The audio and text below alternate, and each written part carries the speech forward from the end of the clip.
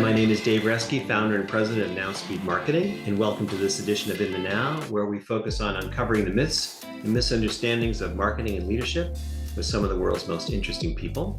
And my guest today is Kate Lee, founder of By the Horns. Kate works with individuals and organizations to embrace an accountability mindset to build strong, thriving cultures, overcome complex challenges, and create meaningful strategies. That sounds like a lot of fun, Kate. Welcome to the show. Thank you for having me. I'm so excited to be here. Yes, well, we're going to have a great conversation. Looking forward to it. Kate is also an amazing writer. She was recently published in Harvard Business Review, and you've been published in many other prestigious publications. But I love the title of your latest article, which is "It's Never Too Late to Switch Careers." So that must have been a lot of fun to write. But before we get into the deep depths of this conversation, tell me a little bit about By the Horns. What are you doing for the organization? Yeah, so as you said, I am working with both individuals and organizations, really how to move beyond kind of the ugh and into the excitement, how to be able to thrive in the world that we are in today. And that involves a lot of executive coaching, leadership coaching, as well as consulting with my clients. And so I have a variety of different people that I work with. And as you said, an accountability mindset is one of the things that I work with my clients on. And really, it's the how to be accountable to you and to your teams um, to create that thriving environment that I talked about.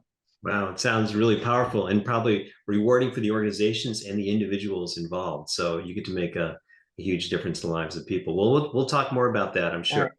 But as you know, I like to start these conversations with what I call a Mythbusters question. And the question that you and I talked about was the question about success. And Mhm. there's an idea out there that in order to be successful, you really need to focus on one thing and be really good at it, even if you don't like it. So talk to me about that. Is that really true? So, yes, there is this idea, right, that you just need to focus on one thing and that your career path needs to be linear, that you need to be laser focused from the start, and that is really what is going to make you successful. That is not the case. That is not true. One, I think from a personal perspective, if you want to define success, I believe that you really need to define it on your own terms. What may look like success on the outside is not, necessarily how you feel success is on the inside. I think that's a really important part of it. Um, and then if you look at various statistics, which I shared in that article that you spoke about, the HBR article, that 27% of college grads, only 27% actually work in careers that are related to their major. That's not very many. I don't know about you, but I am not working in a career that was in my undergrad wheelhouse at all, and I feel like I'm pretty successful. That's great. Yeah, I think that when we had this initial conversation, to be honest, a part of me was almost jealous, always jealous of people that started out like as 18-year-olds or 22-year-olds and graduated from college and knew exactly what they wanted to do and just spent the next, 40 years honing their skills so they're massively successful at the end. Because like you, my career took some twists and turns. And, it's just different. You have a different set of experiences that really get you there. Is there a sense that if you start out earlier and are more focused, you will be more successful, or is that part also a myth, you think? I think that part is also a myth.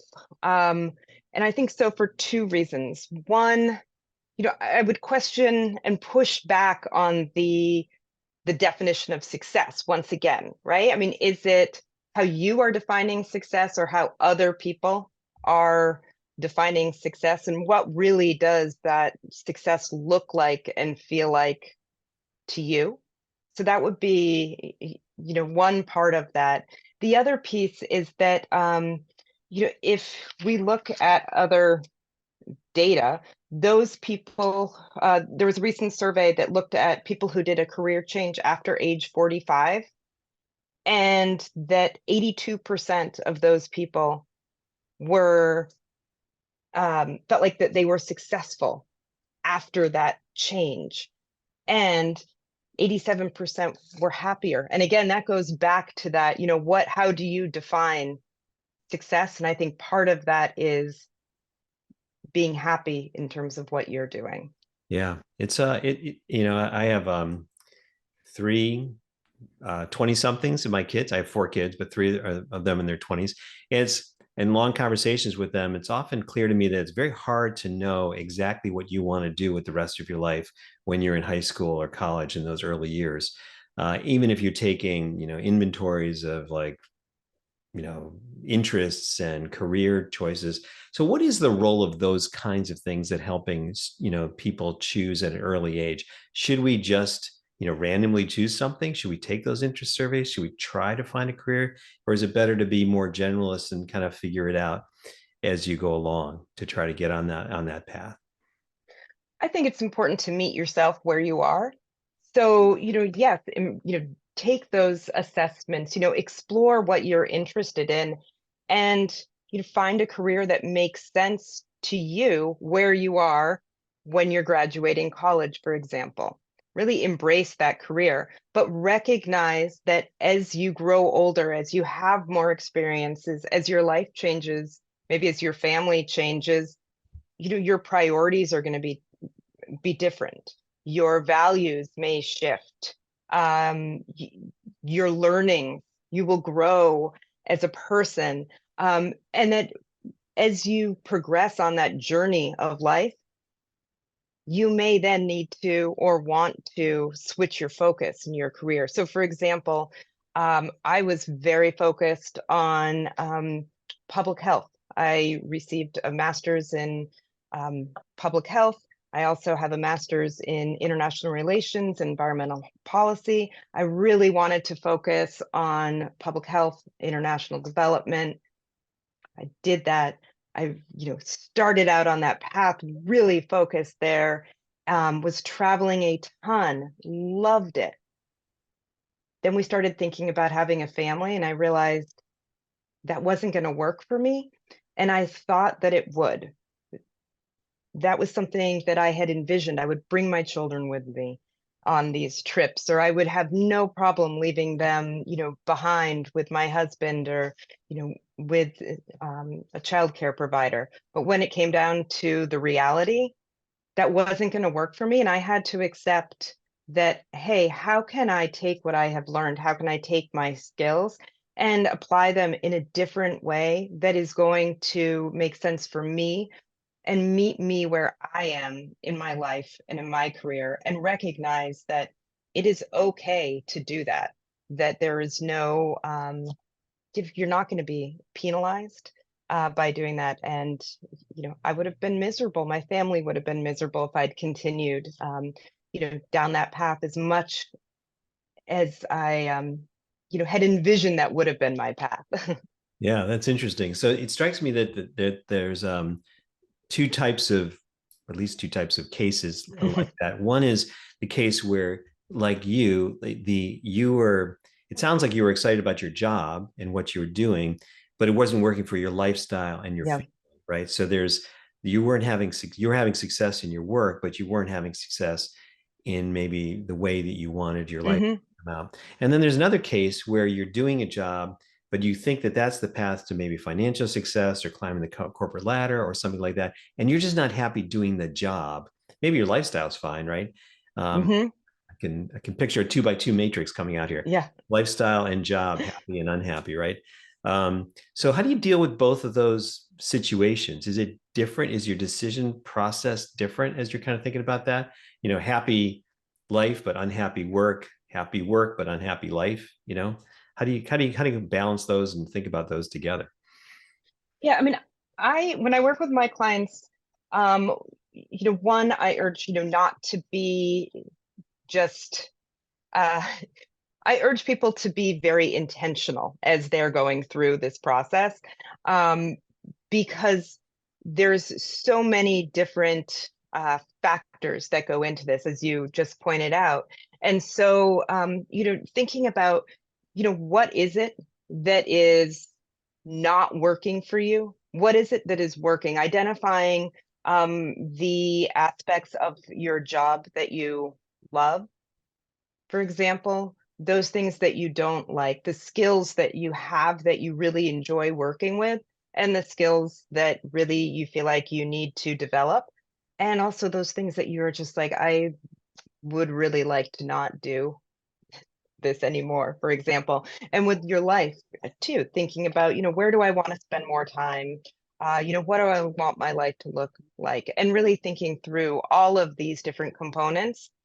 And, for whether it's switching a job because of your life or because of your career itself or that job itself, seeing how can you explore alternatives while you are in your current role.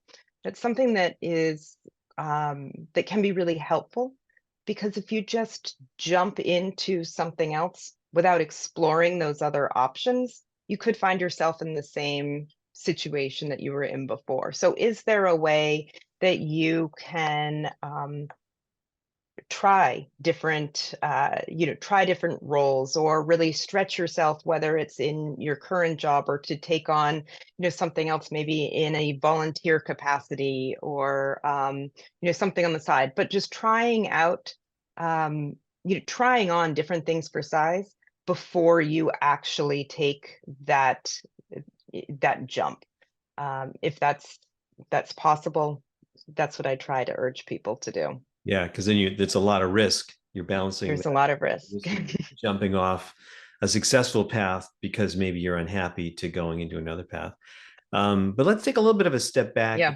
in that whole process, because it it feels like that what you're really talking about takes a lot of courage to be able to get off of a path of success like you were in a very successful path, but it wasn't working for your vision of your family. Or another person might be like, I really love being, I trained for this career, I'm making a lot of money, Hmm. got a lot of responsibility, I'm growing, but I'm just not happy with the work itself, or maybe the company I'm with, or something like that.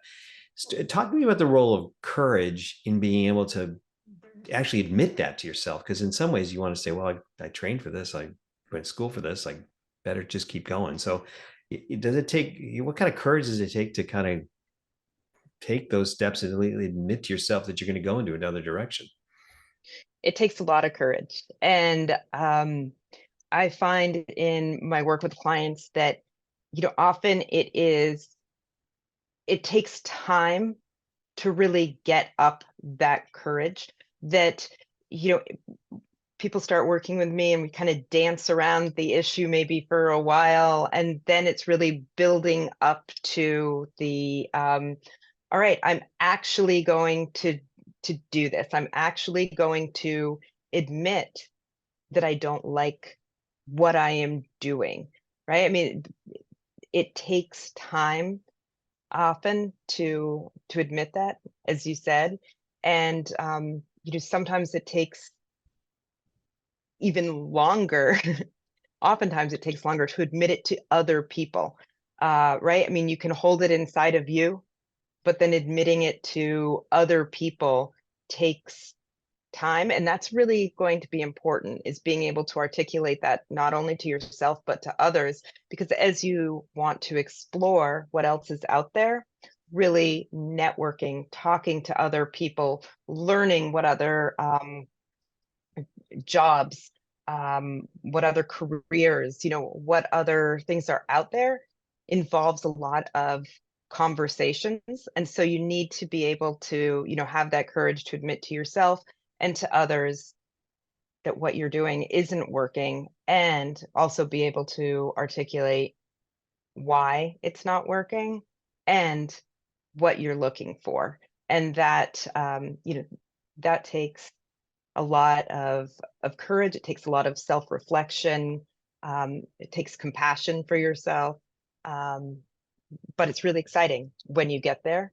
And also recognizing that it is scary and it's not going to be, all smooth sailing and just, hey, I'm going to do something different. And then boom, you're there and everything is perfect. There are always going to be kind of some bumps on the road as you make this transition, but it's, all part of the process, the learning, and getting to a place where you feel that you are successful and that your career path is leading you to where you want to go.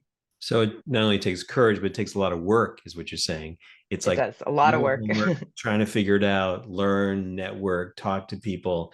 There's a whole long process. And it sounds like you guide people through that whole process. So not just kind of doing it randomly or wasting time, but they're being efficient and effective in how they're learning about it and going in a good direction. Is that right? That's correct. Yeah. Yeah, that's Yeah. so valuable. So in your experience working with clients, do you think the bigger mistake you see is when people stay in that path and don't make the change, is kind of stay in the unhappy path? Or is the bigger mistake when they say, finally they say, I'm so tired of that path. I get it. I shouldn't be here. I'm just going to jump, and they don't do the work. And then they go into maybe a worse path. Do you see that happening as well? And maybe where is the bigger mistake?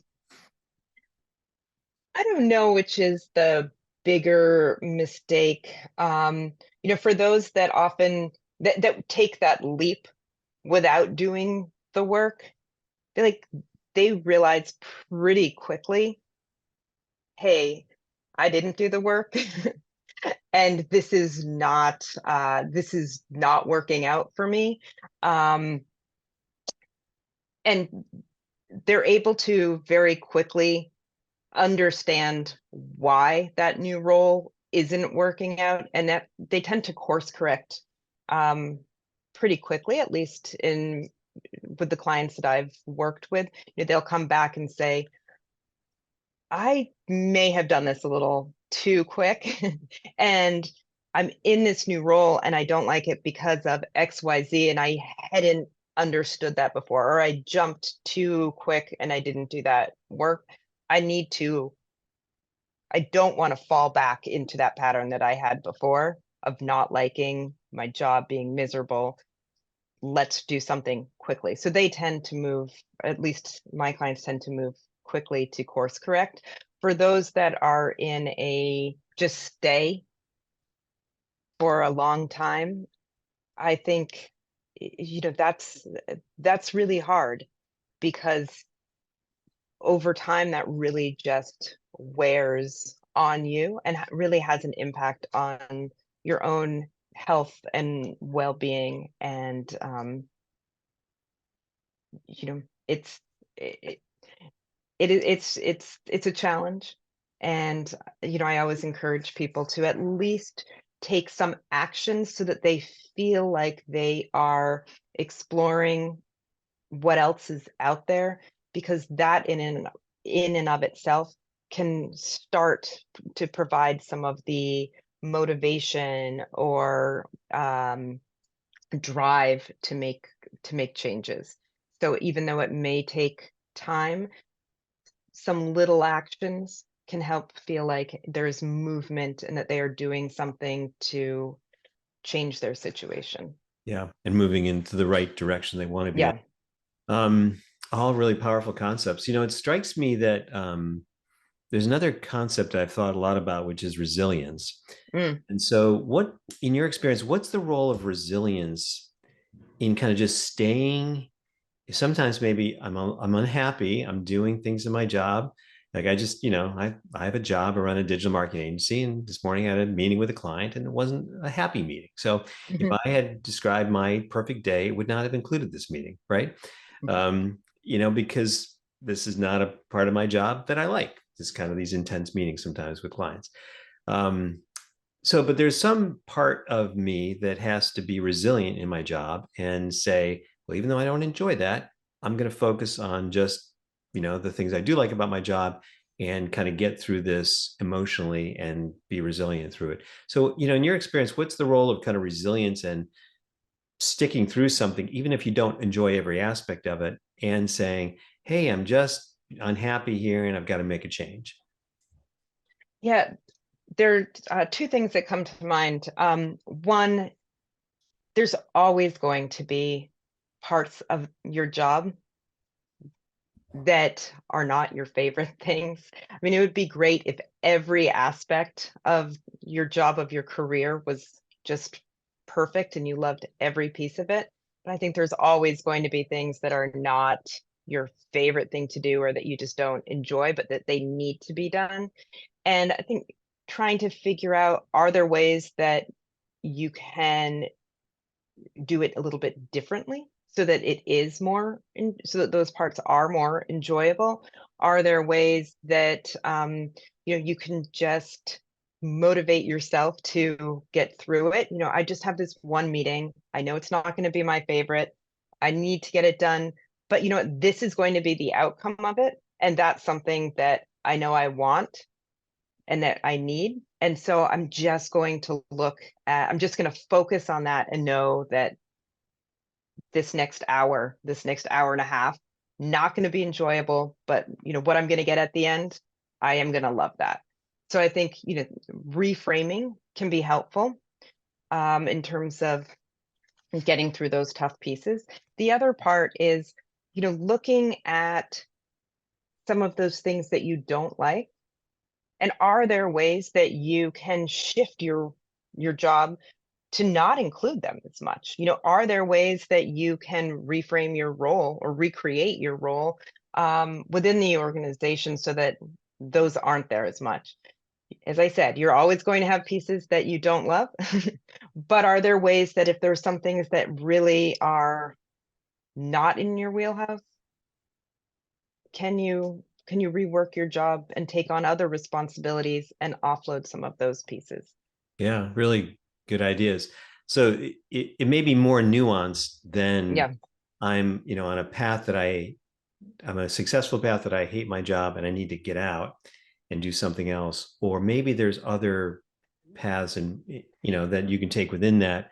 And it sounds like that's a lot of maybe your conversations with people is really trying to coach them through those choices and help them think about that. It strikes me as much more complicated than just a yes, no, I want to be in or out, and find something that they'll make me quote unquote happy. Yeah, and in or out, it's one example I can share is I had a client who was definite, came to me, she needed to get out, right? That was it, wanted to leave, started to explore, why, and ended up she really loved her job, but just the role didn't really feel right, and she didn't feel like she was being recognized in what it was that she was doing. She just didn't feel valued. She ended up going and having a conversation with the CEO, and he had no idea that she felt that way. She had for years just really kept this inside and, thought that maybe she was projecting her dissatisfaction, but she wasn't actually articulating what wasn't working. And when she went to him and talked about what wasn't working and was truly honest about it, he totally got it. And on the spot, she got a promotion and she has now worked her way up, through the company. And she loves being there. And she's been there for years, right? But she was just ready to go. But through having a conversation, with the CEO, she was able to rework her role, get promoted, and, she's been there for another 5 or 6 years, after she first, came to me. Wow. So it strikes me that there's an emotional side about maybe learning about what makes you happy and controlling your happiness and Mhm. choosing happiness, but there's also work strategies to create the environment and maybe the lifestyle that you want. And it may not be an all or nothing thing, like in that example. She's Hmm. able to work with her current employer and come up with a environment that she thrives in and loves. That's just a great example. Yeah. Do you find, and we just have a few minutes left, Yeah. so this has been such a great conversation, but do you find that most people that you work with, or in your research, most people um, are moving into a place of happiness and success? Or do most of us live in a place of, yeah, I'm just doing the work and I'm unhappy, but I'm going to get by because I'm going to retire or I'm going to punch out sometime. So are most people getting to that place or happiness and success, or is that kind of a, reserved for the few? I think more people are moving in the direction of finding work that really speaks to them and their values, and that can really lead to that happiness. And it is really aligning your work with your life, with how you define success. And I think more and more people are moving in that direction. The pandemic really helped accelerate that, while also at the same time, pushing organizations to be more transparent about their purpose. And so I think that there is more move in the direction of aligning your work with your purpose, with your life, um, and overall with your happiness. That's great. And you're making a big difference in helping people get there. So powerful conversation, Kate. Thank you so much for Yeah, taking the time. thank you. I really appreciate it. And if people want to get in touch with you and learn more about your services or how to work with you, or just converse about the article that you wrote or any other content you put out, how would they learn about you? Yep. My website, bythehorns.io, and then also I am on LinkedIn, and it's the Kate Lee on LinkedIn. That's great. Well, thanks again for taking the time. I really enjoyed the conversation, and yeah, enjoy the day. All right. Thank you very much.